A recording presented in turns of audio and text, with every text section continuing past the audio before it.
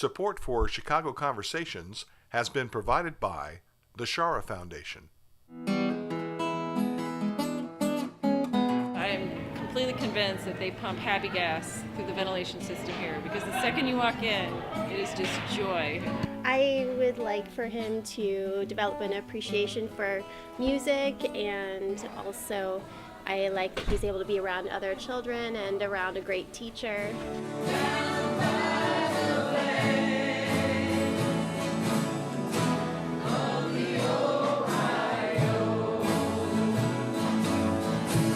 One, two. I'm Monroe Anderson. And I'm Ed Tracy. Welcome to Chicago Conversations. If you're looking for music for everyone, from everywhere, then this is the place to be, the Old Town School of Folk Music. Since 1957, people have been coming here to learn and to listen to some of the legends of music. Mahalia Jackson, John Prine, Bonnie Coloc, Big Bill Brunsey, and we're here to show you the Old Town School of Folk Music.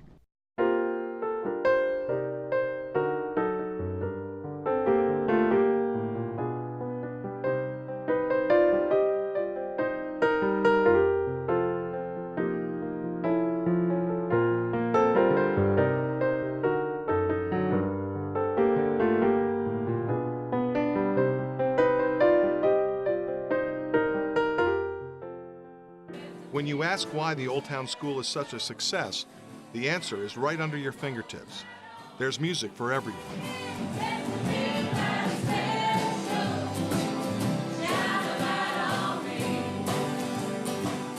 The Old Town School of Folk Music provides hundreds of classes, 7 days a week, 48 weeks a year, in music, dance, and arts for all ages, abilities, and backgrounds. Parents and students alike say the experience is life-changing. My 8-year-old son started, and my thought was, well, I should sit in with them and just make sure I understand what he's up to, and then I can help him at home. So then I kind of got hooked. I said, well, hey, if he's going to sit here and struggle with this, maybe I should have the same experience. So we struggled, we learned the basic chords, and then I was hooked.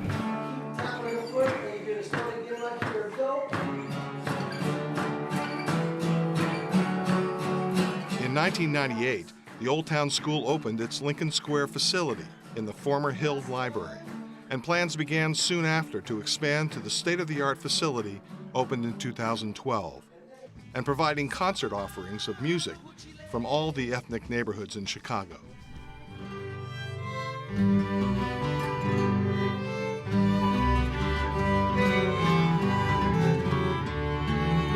The Old Town School owns and operates 3 facilities, providing 64 classrooms and 3 concert halls, servicing over 85,000 students and patrons per year.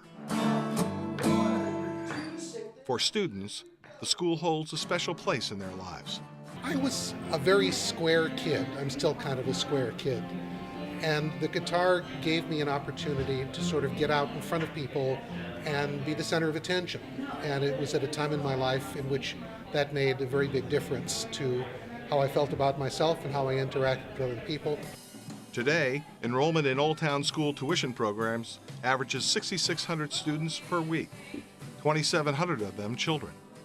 The Old Town School was founded by Win Strachey, Frank Hamilton, and Don Greening. Win and Frank met at the Gate of Horn nightclub in Chicago, and early classes were held in Greening's Oak Park home. Teachers and students were partners, all learning from one another. Hamilton developed a special technique to teach students that involves trial and error. He also incorporated traditional oral and folk teaching methods and playing by ear. Win Strachey, Studs Terkel, and Big Bill Brunsey were all members of the I Come For to Sing folk group. Win would sing frontier American songs, and Big Bill would sing Black Man's Blues, and singing him Larry Lane would sing Elizabethan songs or child ballads. And I was sort of an easygoing narrator. These were people who were using their skills in the support of political causes that they believed in very strongly. And if you think about it, the opening appearance of the I Come For to Sing Review, which was in November of 1947 at Mandel Hall at the University of Chicago, meant that an integrated folk music group was standing up on a stage and performing together. This was in an era that restrictive covenants were still part of the law of Chicago, whereby white landlords could legally refuse to rent apartments to black tenants. It was a year before Truman signed the desegregation order for the Army. So this was a powerful statement for this group to be making. And Brunze's performances brought national attention. By the time Bill performed at the opening night for the Old Town School in 1957, he had established himself in the 1930s and 40s as one of the most popular and prolific of blues musicians, not just in Chicago, but also across the country. Big Bill Brunze, who was the greatest of all country blues, whose name is not mentioned today. Today we say, the kids think blues began with Muddy Waters. Muddy was a disciple, a young, untrained disciple of Big Bill Brunze. Big Bill played the opening night at the Old Town School of Folk Music, December 1st, 1957, which was the registration event. It was the time the school opened its doors and hoped that people would come and enroll in its classes. It was Big Bill who was the most prominent figure at the opening night of the school. And so he performed a song, and then the school's first teacher, Frank Hamilton, also one of the founders of the Old Town School, diagrammed the song on the blackboard. It was a school, they had a blackboard, and diagrammed the song out so that then a small group of students could, so Frank could teach the song to the small group of students, which he did. And that was the first class that was held at the Old Town School, and it helped make the registration a resounding success. I'm going where them chilly winds don't blow. No, don't let them blow. I'm going where them chilly winds don't blow.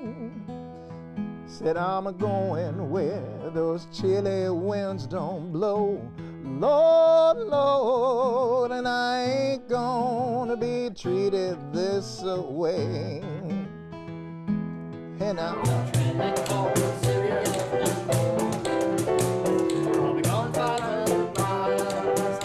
Bob Graves has been executive director since 2007. The original idea was about being able to give group lessons using familiar folk songs that everybody would know and like, and that it was something that you didn't have to have specialized training to get into, that anybody could do it.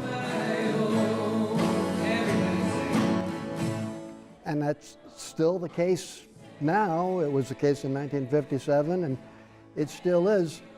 I think the great secret to Old Town School's success over the years is that we've got an extraordinarily talented faculty, all of whom believe that the music is very important, but equally important is nurturing the community that's built around it, and that's really what sustains the place. So if I'm a guitar player, I have a certain skill level, and I come in here and I say, I want to learn to play the guitar better. How do you analyze where I am and how you take me to that level? Well, there's multiple layers of guitar. You can get in at several different levels, and a teacher will ask you, all right, can you play an F chord?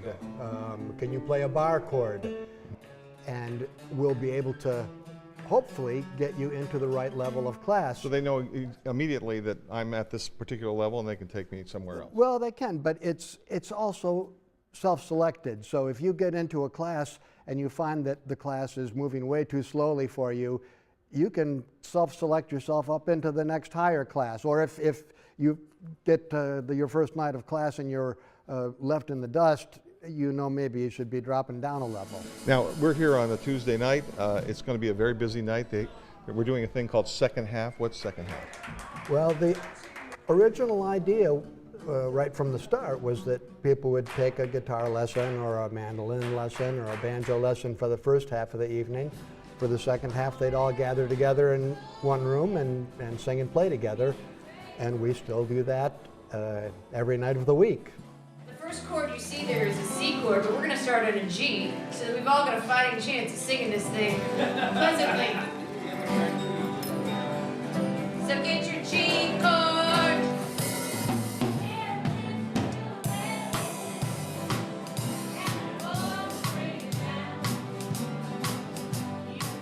fact, there's a group of students here on Tuesday nights who they have their lessons, they come to second half, and afterwards they retire to a bar around the corner for third half. Oh. The school has had a very appreciable impact on especially the Lincoln Square community, which is our largest facilities up there. When the school moved in, there was not a whole lot of action in the 4500 block of North Lincoln.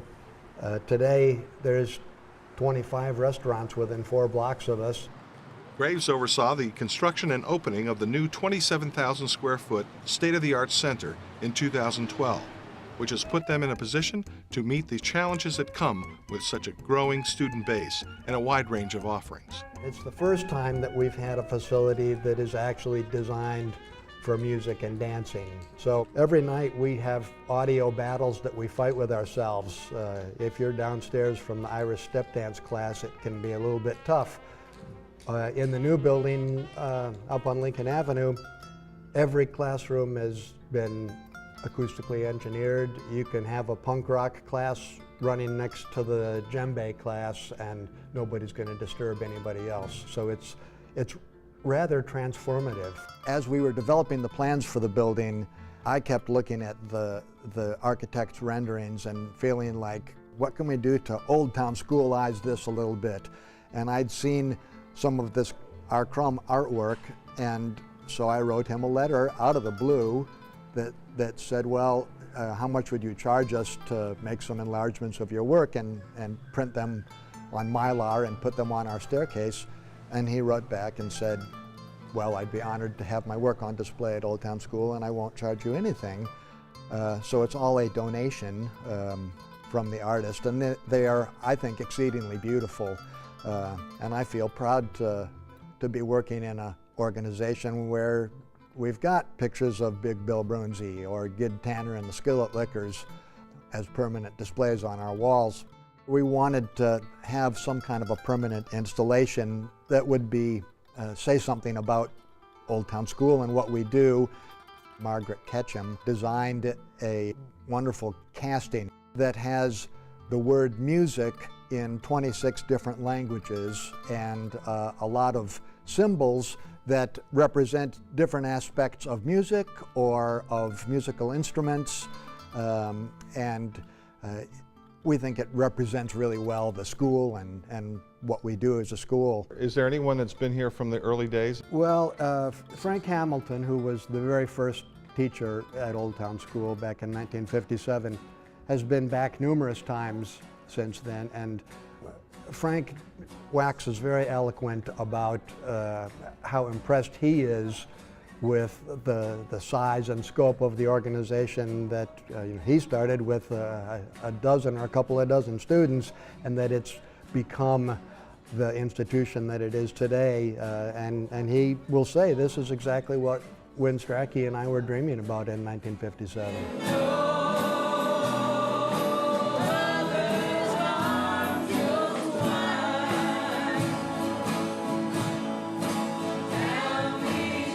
What was the political impact of Old Town School in the 60s? Well, Old Town School was born in the ascendant wave of the whole folk music revival, which was tied very explicitly to the civil rights movement, the anti-war movement.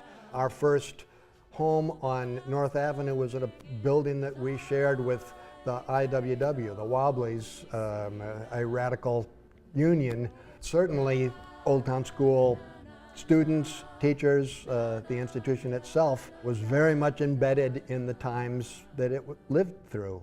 Our teachers were involved. Our students were involved.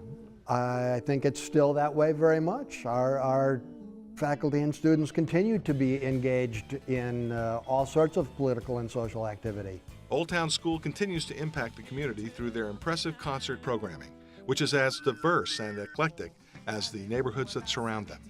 There's not lots of venues in Chicago that are regularly presenting Belizean music, but Old Town School presents a Belizean band every 8 or 10 months, or at least once a year, and the Belizean community here in Chicago, which is not a large community, but they've come to know that they can expect to have their culture presented respectfully in a beautiful venue on a regular basis.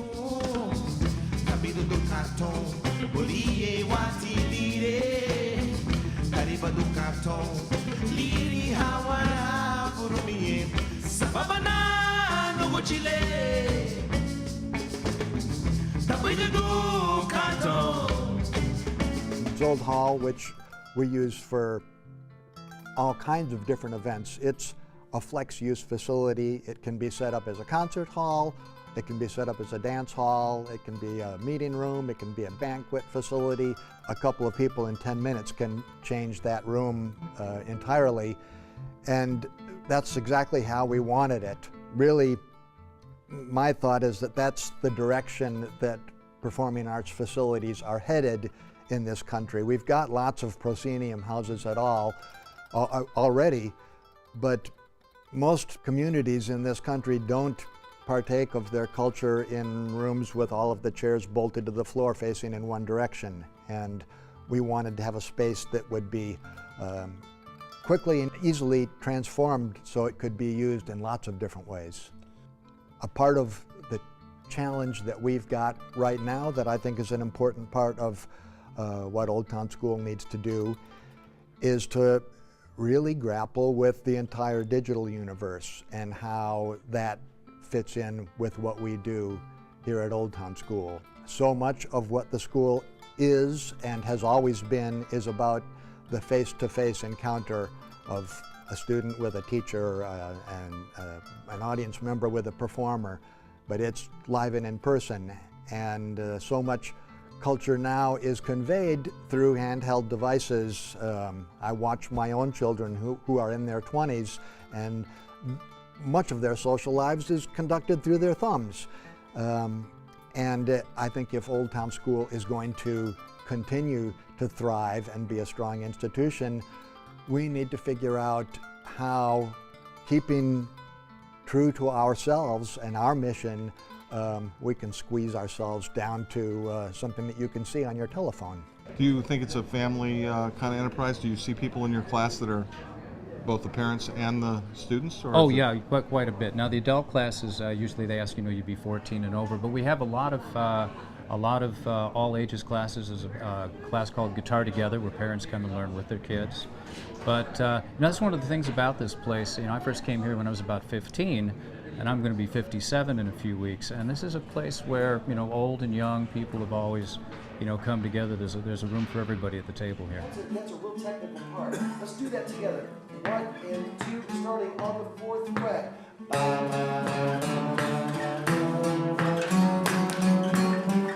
Have to teach. I mean, that's just part of the lifestyle. Yeah, right. I could understand. Because it's just an immediate sort of thing to see someone's face, when they just got the right sound off their guitar.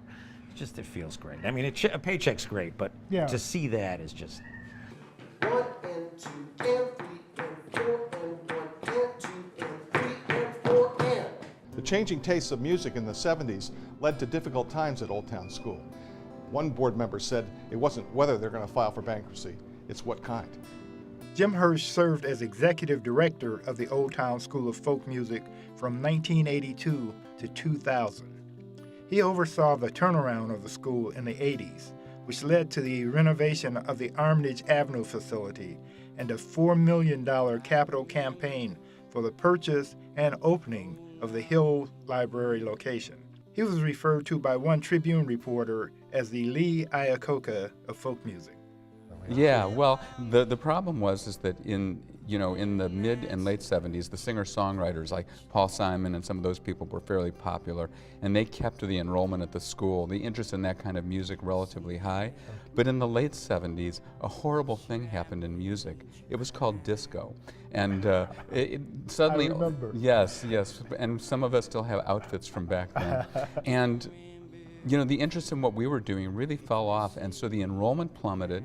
And because Old Town wasn't really functioning as a nonprofit at the time, and by then I mean raising money from outside sources, the school started having these huge deficits. How was it functioning? It was living on its early idea and hadn't gone any further? Well, it was functioning as a fee-for-service organization. So they brought in money through private instruction and through the group classes, and then some money through concerts.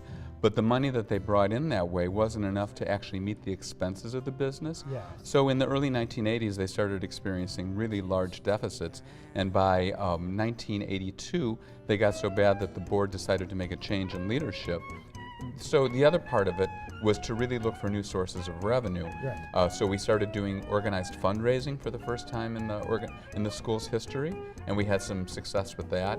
We created a few little side businesses that brought in new revenue streams, and then we finally started. For example, what were some Well, of the we side did like a businesses? music referral service that, where we took a commission for helping people connect with musicians for parties and special events. Okay. Things like that. Yeah.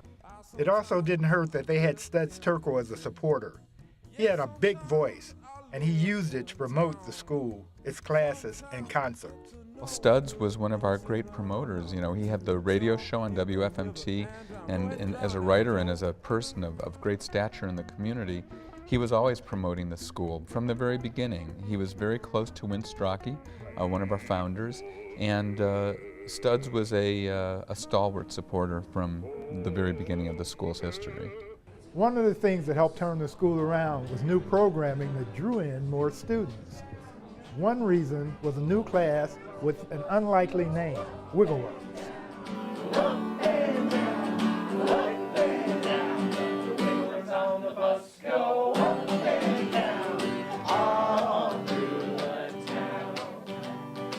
It focuses on the rudiments of melody, of movement, of rhythm, and it's for parents and children.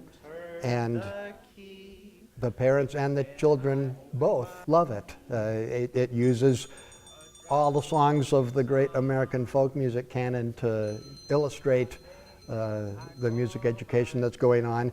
As with everything with small children, there's lots and lots of repetition, but parents come to class, their teacher knows the children's names and addresses each of them by name. And they sit in a circle and sing, and they get up and move around and dance. And it has proven to be an extraordinarily popular program. Malia and Sasha Obama were Wiggle Worms. Mayor Emanuel's kids were Wiggle Worms. Rod Blagojevich's kids were Wiggle Worms. My two children were Wiggle Wormers. Yeah. Yeah, back in the 80s, mid to late 80s. Yep. Yeah. Yeah, so, and many of their friends, the kids they played with, also came here. Well, the great thing about Wiggle Worms is that it was probably my first example of viral marketing, because once the parent network got sort of heated up about Wiggle Worms, you know, apparently they just told all of their friends. So we didn't really have to do much in the way of marketing. It was all done by word of mouth. At the time, there was a lot of that early research that talked about the Mozart effect, which basically is if you expose your child to music, in particular classical music, but folk music also made the cut, it would actually help their intellectual development. So, yeah, I mean, if you that's think why about my it. sons are so brilliant. That's I thought right. it was my genes. No, it's Mozart, apparently. I'm gonna walk like a man, walk like a man, walk like a man, my son. Music is such a universally bonding element, but the combination of that with physical activity and doing numbers and doing some sign language, love and thank you and more. I mean, just wonderful elements that help create a diversity in children at these very critical ages of learning. What we're looking for in terms of taking away from this class is really his interaction with other kids, as well as, he gets to experience music and live music, and I know that he really connects to that. So kind of just that whole emotional connection to music that he'll take in his whole life.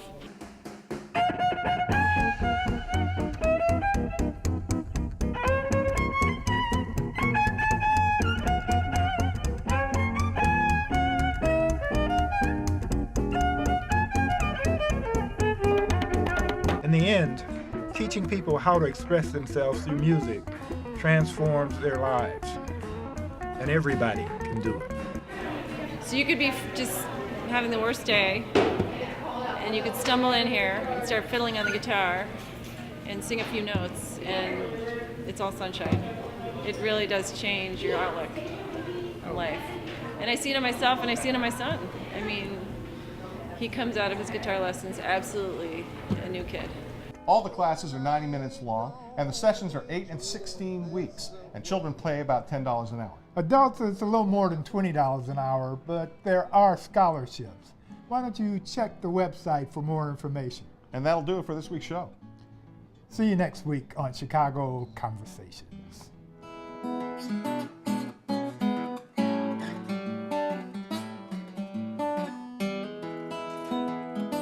And I ain't gonna be treated this way.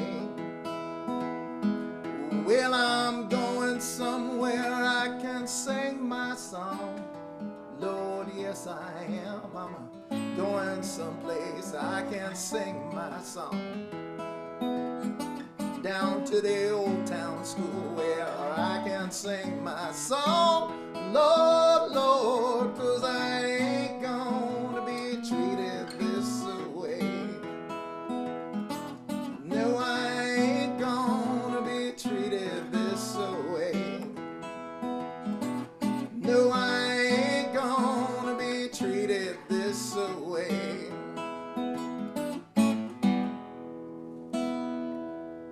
Support for Chicago Conversations has been provided by the Shara Foundation.